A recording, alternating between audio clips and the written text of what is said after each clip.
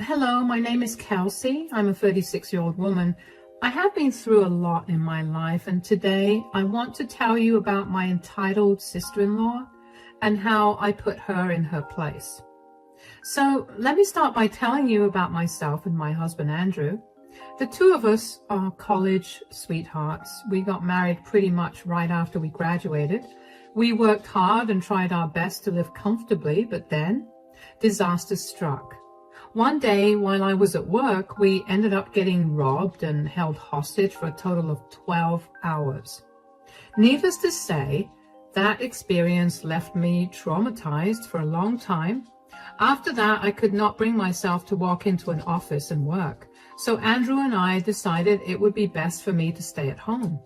Andrew made enough to support us, and we were both happy with that. Enter my sister-in-law, Madison. Madison moved to our city because she wanted to go to the same college that we went to.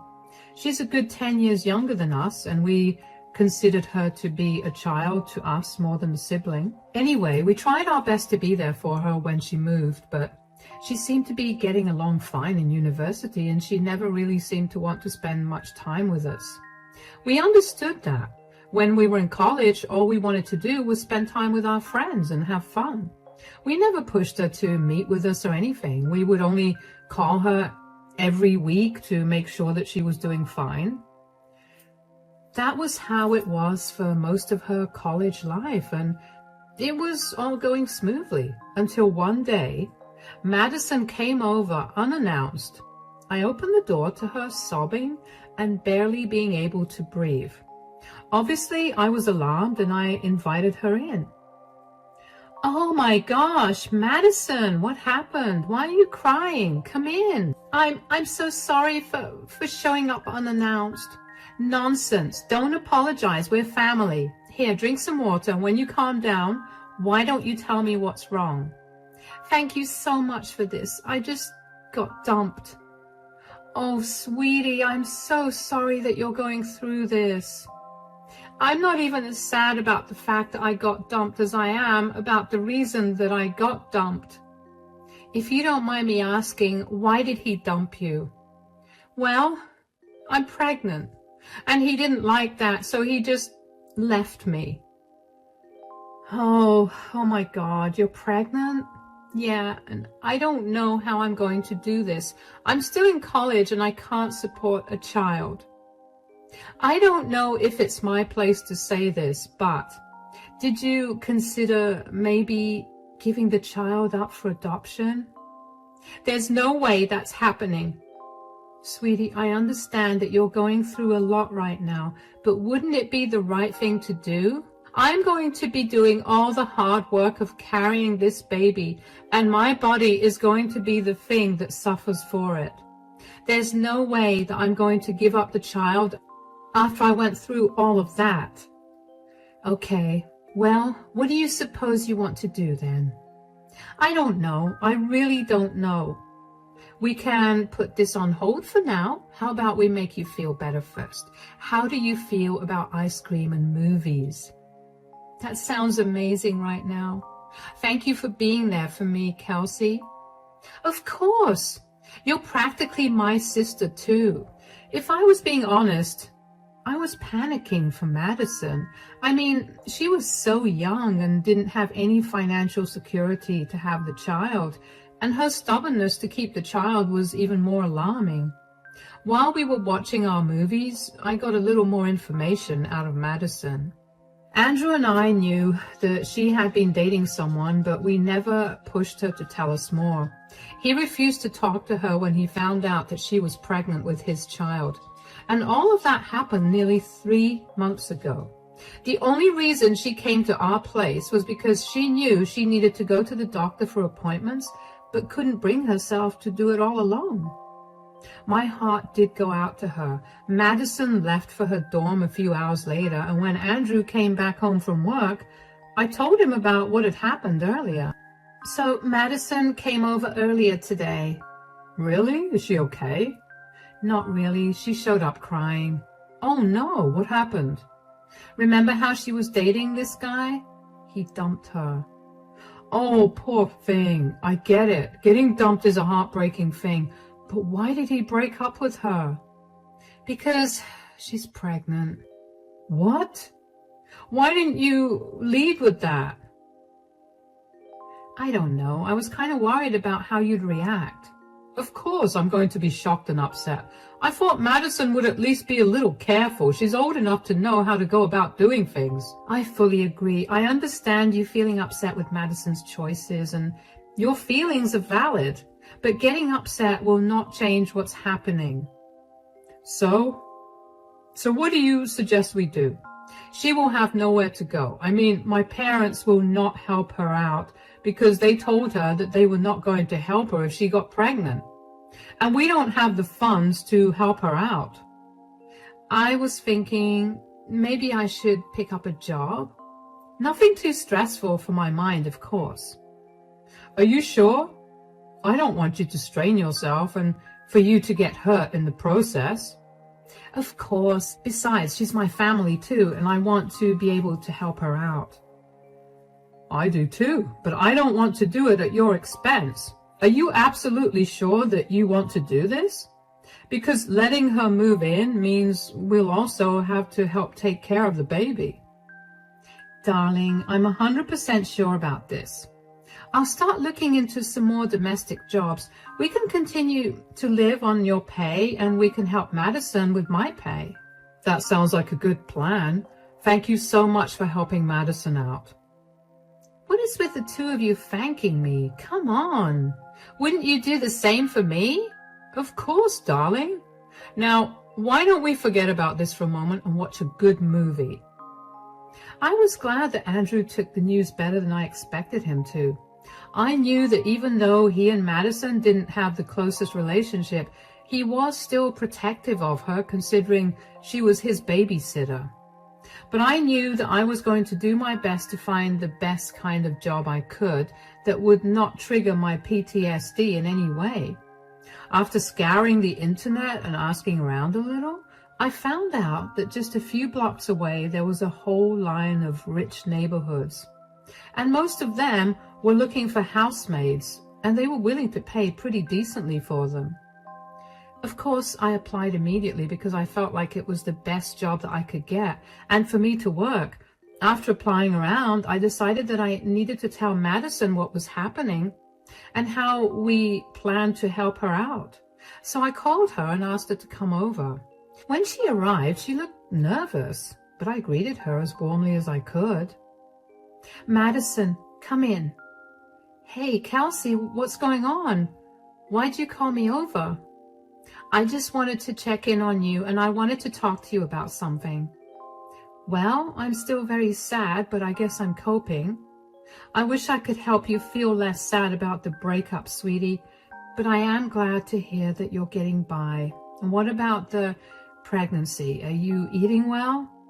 I have no appetite, but I'm eating just for the baby. I still don't know how I'm going to survive when the baby comes. Yeah, that's what I wanted to talk to you about.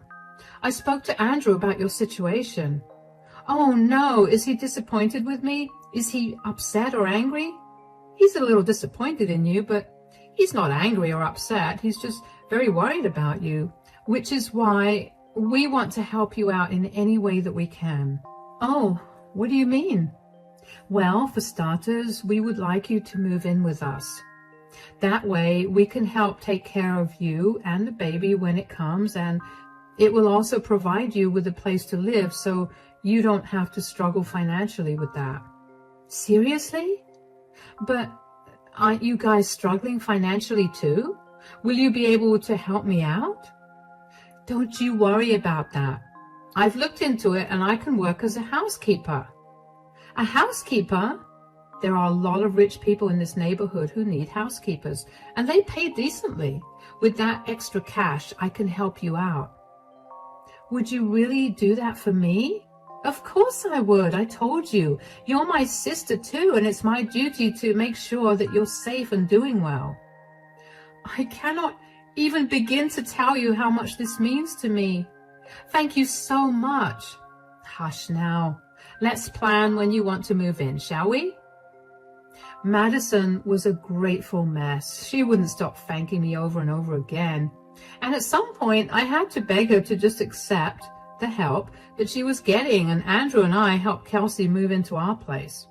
Of course, Andrew did talk to her about his disappointment in her, but he did tell her that he was still proud of her for coming to us instead of dealing with everything on her own. Together, Andrew and I made sure that Madison had the healthiest pregnancy she could have. We made sure to take her to all of her doctor's appointments and made sure she ate all the food that was good for the baby's development. As for my work, I managed to land a few houses to take care of. I don't know why I didn't think of it on my own. I mean, I love keeping my house clean, and not to toot my own horn or anything, but I'm pretty good at it. I love organizing things and making my house look pretty, and if I could earn money for it, what a great job. Madison did express a lot of the times that she was sorry that I was working just to provide for her, but I told her that I only wanted her to be healthy and to have a healthy baby, so I was going to do whatever I could to make that come true. And it did. Just 6 months after Madison moved in with us, she gave birth to a healthy baby boy, Corey. Madison stayed with us for a little over a year after that. Andrew and I had a lot of fun taking care of Corey, and in a way made us feel good about momentarily being able to be parents. We never wanted to have kids, especially given our financial situation, but for a short moment, taking care of Corey was fun.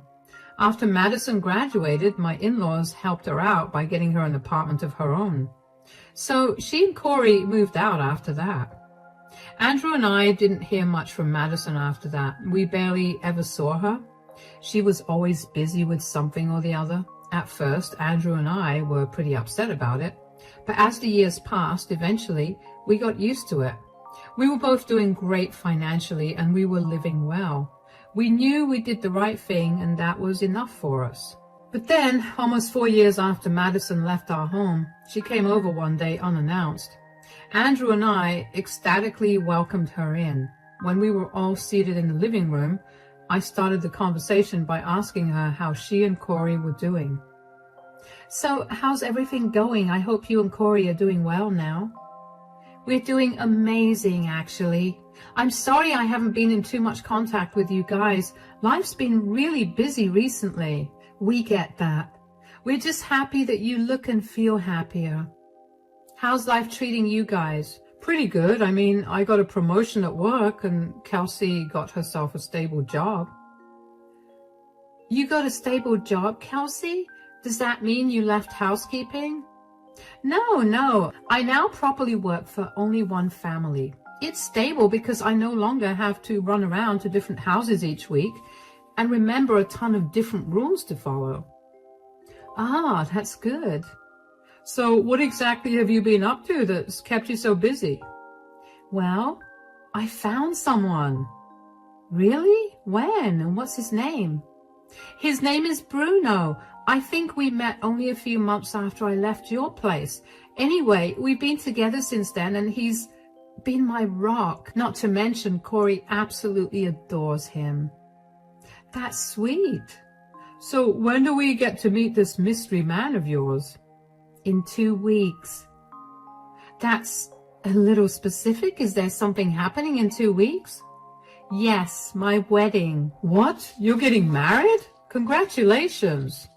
Yes, I am, and I wanted to invite you guys first. Oh, honey, that's wonderful. Of course we'll be there. Great. Just you know, it's going to be a black tie event, so dress like you have money. What's that supposed to mean? I don't want to seem insensitive or anything, but you guys don't really have a lot of money, and Bruno and I kind of want to make the wedding into a fancy event. All of our rich friends will be attending, and we had to save up quite a bit for this. Huh, okay, well, that was definitely a very insensitive thing to say, especially since your no money having brother and his wife helped you pay your bills for a year. Oh, come on, don't take offense to that. You'll understand why I said that when you come to the wedding. How can I not take offense to that? You've stayed out of touch with us for years. Came back out of the blue to tell us that you're getting married, and then you insult us? Sweetie, calm down. No, Madison needs to learn to be a little grateful for all your hard work that let her get to this stage in her life. Okay, you're being really dramatic and I don't want to be here for it. I'll email you the invite to the wedding. You have until tomorrow to RSVP. Bye. Andrew and I just stared at Madison as she walked out in shock. I couldn't believe how entitled she had become. I was honestly so hurt by her words. I mean, I only picked up the job so I could help her out, and to see her turn around and treat me like I was some low life made me want to cry. Andrew did reach out to her again, and she did not reply. Andrew was seething with anger and did not want to go to her wedding, but I convinced him that we should go. I mean, I was hurt, but I was not going to let that come in between my family. Madison was still Andrew's sister, and he shouldn't have to give up such a huge event in her life because I got hurt. The wedding was a small ceremony that only Madison and Bruno's closest friends and family attended. That made me even more glad that we had gone, because at least it showed me that Madison had some respect left for what we did for her. Bruno was a handsome, charming man, and Andrew and I instantly liked him. We found out that he was a marketing manager for an up-and-coming firm, and he was doing pretty well. That did make me question if that was why Madison became so elitist. I mean, she probably got used to living a lot more comfortably with Bruno. That didn't excuse any of her comments, but it did give me a reason. Anyway, a few months after the wedding, the family that I had been working for decided to move to another state. I was heartbroken because they had become pretty close to my heart, and I had spent quite a lot of time with them. As a going-away present, they offered to let me buy their huge mansion of a house for practically nothing. Yes, they were that rich. Of course, Andrew and I took them up on that offer, and within a few months, I was the owner of that house. Now, I didn't want to move from the house that we were currently living in because I was too attached to the memories that I had in it. So I decided that I would put the house up for rent. And if that didn't work, I could try turning it into an Airbnb. Well, just a few days after I put the house up for rent, I got contacted by someone. After a few conversations, I quickly realized that I was talking to Bruno, Madison's husband. Of course, I was curious as to why they were renting a house. But I kept my questions to myself, and instead, as a favor to the family, I offered to rent it to him for dirt cheap. He accepted that offer, not without thanking me profusely, and within the next month, Bruno, Madison, and Corey had moved in. Andrew and I decided that we'd give them another month to settle in before swinging by to meet them. I let Bruno know before we went there, but he must not have told Madison about our visit. When we got there, Bruno greeted us warmly. "Oh, hey guys, come in." "Hi, Bruno. I hope you guys are settling in well." "Absolutely. Madison and Corey are settling in well, and they love the new home." "That's good to hear, but where are they?" "Madison just got done giving Corey a bath. She should be down any minute." "Oh, there she is." "Whoa, what are you doing here, Kelsey?" "Oh, I just dropped in to see how you guys were doing. I hope you're enjoying the new place." "Of course I am, but you're kind of ruining it for me." "Excuse me?" "I don't know if you can see very well, but this house is stunning and only meant for those people who can afford to be here." "What are you trying to say?" "What I'm trying to say is filthy maids are not allowed in my house." "Madison, you can't speak to Kelsey that way. How dare you talk to Kelsey that way when she was the one who helped you out when you were at your lowest?" "Of course she had to help me, and don't the poor have to serve the rich?" "What? Do you realize how insane you sound? You were the poor one. Kelsey's hard work helped you find your feet and eventually get here." "Madison, you're being disgusting right now. You need to apologize to Kelsey right now, or you're going to regret it." "Look, you guys can get all worked up about this, but I'm not apologizing. I know that I'm right, and there's nothing that you can say that will change my mind." "Kelsey, I'm so sorry for her behavior. Please don't let this affect us." "It's all good, Bruno. Whoa, Bruno, why are you apologizing to her for me? I specifically told you that I didn't want to apologize, and what effect do you think she's going to have on us? She's just a disgusting maid. You need to shut up right now, Madison. You don't know what you're talking about. Why are you defending this low-class woman over me? It's my eyes that are suffering from seeing her in my home. Oh, you mean the home that's hers? Huh? What do you mean?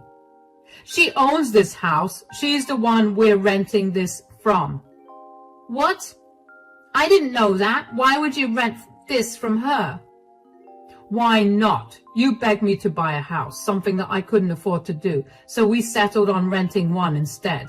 I saw Kelsey's house up for rent, and I approached her about it. She was willing to rent it to us way below the market rate, so of course I took her up on that offer. She did that out of generosity, and you had no problem crapping all over that. You know what? I think it's best that Andrew and I leave right now. I'm so sorry once again, Kelsey. It's all right, Bruno. I'm sorry that you have to live with such a snob. I was fuming with rage, and I was also feeling very humiliated.